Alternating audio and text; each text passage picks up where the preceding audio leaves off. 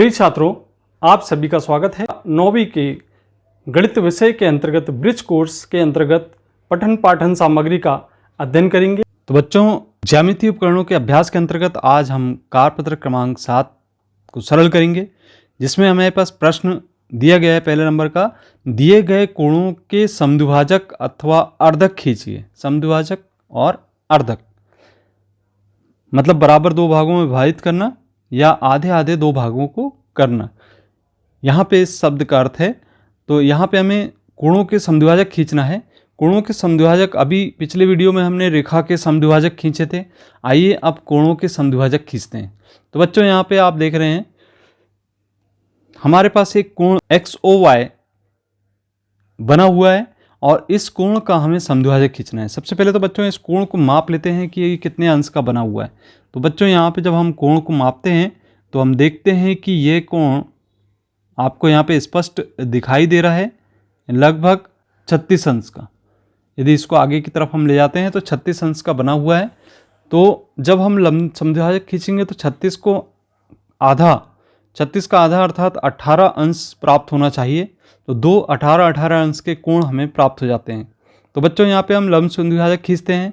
यहाँ पे हमने जो बिंदु O है, यहाँ पे कोण O, यहाँ पर प्रकार की नोक रखे और यहाँ पे थोड़ा सा हमने प्रकार को फैलाया। आप देख रहे हैं यहाँ पे, तो एक चाप यहाँ पे आप खींच लेते हैं नीचे की ओर और दूसरा चाप यहाँ पे ऊपर की ओर खींचेंगे इस XO और YO रेखा में नामांकित कर देते हैं। यहाँ पे इसको हम P से और इसको Q से नामांकित कर देते हैं बच्चों। और यहाँ पे जब P बिंदु पर हम प्रकार रख रहे हैं और चाप को कम ज़्यादा नहीं करना है, उतना ही फैला के रखना है आपको। और यहाँ पे एक आप चाप खींच दें और पुनः Q बिंदु पर प्रकार रखें और यहाँ पे एक चाप यहाँ पे खींच दें। तो बच्चों, यहाँ पे हमने चाप खींचे हैं, दोनों चापों का कटान बिंदु आप यहाँ पे बना लें और इसको फिर रूलर अथवा स्केल की सहायता से इस O बिंदु से मिला दें। इसको आप मान लें कि ये M बिंदु है और यहाँ पे इसको हम रूलर अथवा स्केल की सहायता से इन दोनों बिंदुओं को O और M को आपस में हम मिला देते हैं। तो बच्चों, यहाँ पे हमने कोणों के समद्विभाजक अथवा अर्धक को खींचा है। अब आप यहाँ पे चेक कर लें कि क्या ये हमने सही खींचा है। अब चूंकि यहाँ पे हमने 36 अंश का कोण यहाँ पे हमने बताया था आपको कि 36 अंश का कोण बन रहा है और 36 का आधा 18 अंश होना चाहिए। तो आपको स्पष्ट दिखाई दे रहा है कि यहाँ पे 18 अंश का कोण निर्मित हो रहा है। तो इसका मतलब ये हुआ कि ये इसका अर्धक हो गया। तो 18 अंश के दो कोण बन गए। तो ये इस प्रकार से हमें अर्धक खींचना है। अब बच्चों, दूसरा प्रश्न भी इसी प्रकार से, यहाँ पे कोण दिया गया है, ज्ञात है हमें। इस कोण की माप को माप लेते हैं कि कितने अंश का है यहाँ पे। और यहाँ हम देख रहे हैं कि ये भी आपको 36 अंश का दिखाई दे रहा है बच्चों। और इसे भी हम लंब समद्विभाजक खींचेंगे। तो इसी प्रकार से जैसे कि ऊपर हमने किया है, पुनः एक बार और देख लेते हैं बच्चों यहाँ पे।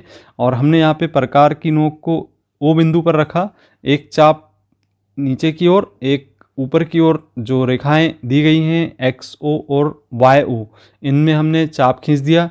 अब इनके कटान बिंदु को क्रम से हम PQ मान लेते हैं बच्चों, P तथा Q। अब P बिंदु पर प्रकार की नोक रखेंगे बच्चों, यहाँ पे हमने रख दिया और यहाँ पे उतनी ही लंबाई का चाप यहाँ पे खींचा। और इसी तरीके से Q बिंदु पर हमने प्रकार की नोक रखा बच्चों, यहाँ पे आप देख रहे हैं Q बिंदु पर रखा और उतनी ही लंबाई का चाप यहाँ पे हमने खींच दिया। अब देख रहे हैं बच्चों, यहाँ पे एक कटान बिंदु प्राप्त हो गया है आपको यहाँ पे, जिसको हम M से डिनोट कर दें और O से M को मिलाएंगे। तो ये जो OM होगा, तो इस कोण का समद्विभाजक OM हम स्केल की सहायता से यहाँ पे मिला देते हैं बच्चों। इस प्रकार से आपने देखा कि ये इसका कोण अर्धक हो गया। इसको हम माप लेते हैं तो ये आपको दिखाई दे रहा है कि जब हम इसको मापते हैं तो यहाँ पर जो कोण है वह 18 डिग्री का बन जाता है। तो बच्चों, इस प्रकार से हम कोणों का अर्धक अथवा समद्विभाजक खींचेंगे। तो बच्चों, इस प्रकार से आप प्रश्न को सरल कर सकते हैं। अगला प्रश्न आप देख रहे हैं यहाँ पे दूसरे नंबर का। यहाँ पे आपको कोण XOY और बराबर 60 अंश बनाना है, कोणार्धक खींचना है और कोणार्धक पर कोई बिंदु P अंकित करना है। तो बच्चों, यहाँ पर आपको इस XO पर 60 अंश का कोण बनाना है। तो 60 अंश का कोण आप पहले बना लें। तो चांदी की सहायता से आप 60 अंश का कोण बनाएंगे बच्चों। यहाँ पे आपने चांदा लिया और यहाँ पे आपने बिंदु ओ पर यहाँ पे इस पे हमने एक क्रॉस पॉइंट रख दिया और यहाँ पे हमको 60 अंश का कोण बनाना है। तो यहाँ पे आप गिन लें 10, 20, 30, 40, 50, 60। तो ये जो बिंदु प्राप्त हो रहा है बच्चों यहाँ पे, ये आपका 60 अंश का कोण है यहाँ पर। तो आप स्केल की सहायता से इस y बिंदु को आप मिला लें, तो ये जो बिंदु प्राप्त हुआ है आपको, इस को O बिंदु से मिलाते हुए एक हमने रेखा खींच लिए OY, और ये इस प्रकार से आपका जो कोण निर्मित हुआ है बच्चों यहाँ पे 60 अंश का कोण बना है। आप इसको चेक कर लें कि ये 60 अंश का कोण बना है अथवा नहीं। तो आप देख रहे हैं यहाँ पे स्पष्ट 60 अंश का कोण बनता हुआ दिखाई दे रहा है। अब इसके बाद इसका हमें अर्धक खींचना है, कोणार्धक पर कोई बिंदु P अंकित करना है। तो हम यहाँ पे प्रकार की सहायता से सबसे पहले तो प्रकार रखते हैं, थोड़ा सा फैलाते हैं, इसको थोड़ा अधिक फैला लें, एक चाप नीचे की ओर, एक चाप ऊपर की ओर खींच लें। इसको क्रम से A तथा B से डिनोट कर लें, A और B। इसके बाद आप इनके जो कटान बिंदु प्राप्त हो रहे हैं बच्चों, इस पे प्रकार की नोक रखें। यहाँ पे यहाँ प्रकार की नोक रखा और एक चाप यहाँ पे खींच लें, और इसी प्रकार से B बिंदु पर प्रकार की नोक को रख लें बच्चों, और यहाँ पे प्रकार की नोक रखने के बाद आप यहाँ पे एक चाप खींच लें। तो बच्चों आपने देखा कि यहाँ पे दोनों चाप का एक कटान बिंदु प्राप्त हो रहा है। यहाँ पे आप दोनों चाप का एक कटान बिंदु प्राप्त हो रहा है, तो उसको डिनोट कर लें। इसको हम P से नामांकित कर देते हैं बच्चों। अब हम यहाँ पे P को अंकित करने को कहा है, तो हमने इसको P बिंदु अंकित कर दिया, और O को P से हम मिला देंगे बच्चों। इस प्रकार से आप देख रहे हैं कि यहाँ पे हमने O को P से मिला दिया। तो बच्चों इस प्रकार से आप यहाँ पे लंब आर्धक खींच लेते हैं।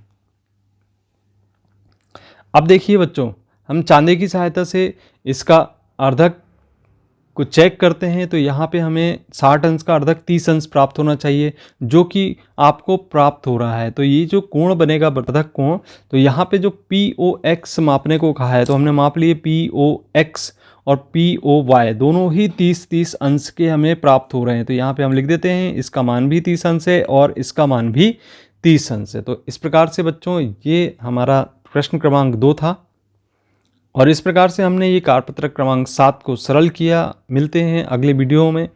धन्यवाद।